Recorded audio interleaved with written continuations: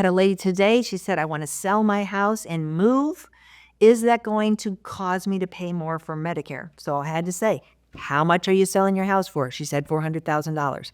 I said, how much did you buy it for? She said $100,000. Ka-ching, ching, she's going to make $300,000 of profit. So she wants to know, is that $300,000 of profit going to cause my Medicare to go up in 2 years? Because the Medicare surcharge for high earners, we call it IRMA, I-R-M-A-A, it looks back 2 years. So I said, how old are you? She said 62. Well, we're in the clear unless you're on disability, right?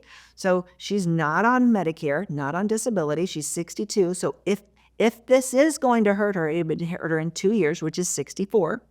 Medicare doesn't start till 65, so it's not going to hurt her. But let's say she is on disability on Medicare now, which in this case she was. So she's already on Medicare. The $300,000 could hurt her, but the saving grace is there is a tax exemption if it was her primary resident. She's lived in it 2 of the last 5 years, which it is. She's exempt as a single person. She can exempt $250,000 of that profit. Now, if she was married, she could exempt $500,000 of the profit. She's single, so she's going to exempt it all except for $50,000. $50,000 is not going to put her, based on her other sources of income, it's not going to push her up and cause her to pay more for Medicare. Now, she was also worried, is this profit going to hurt my disability? Absolutely not. You can be super rich and be on disability. Disability is based on your inability to work.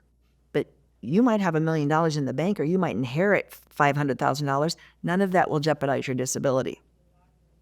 It's when you have taxable income, that's when we're talking about the impact on Medicare IRMA, again, 2 years in the future. So I have there's 5 different brackets based on how much you earn. You might pay $60 a month more, $100, $200, $300, $400, $500 a month more. So go check out those Medicare IRMA brackets on our website, themedicarefamily.com. At the top of the page, there's a little search icon, a magnifying glass. Click there and type in IRMA. That will tell you the brackets for this year.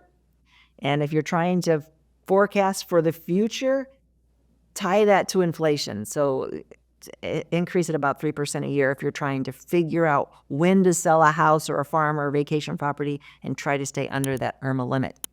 Thanks for watching. If you learned something, please hit the follow button. If you like this video, you might really like this video. Check it out.